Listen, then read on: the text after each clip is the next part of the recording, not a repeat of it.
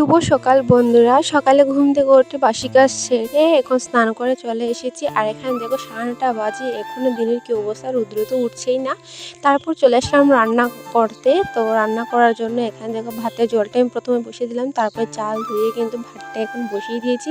এক সাইডে বসিয়েছি মসুর ডাল, আর এখন আমি সিঁদুরটা পরে নিয়েছি। স্নান করে এসে আগে রান্নাটা বসিয়ে দিয়েছি, কারণ অনেক দেরি হয়ে গিয়েছিলো। এদিকে ডাল হচ্ছে, এদিকে আমি আলুগুলো কেটে নিচ্ছি, আলু ভাজি করবো ডালের সাথে। তারপর দেখো এদিকে ডাল তো হচ্ছে, আর এদিকে আলু ভাজি কাটা হয়ে গেছে, আলু ভাজিটা আমি বসিয়ে দিয়েছি এখন।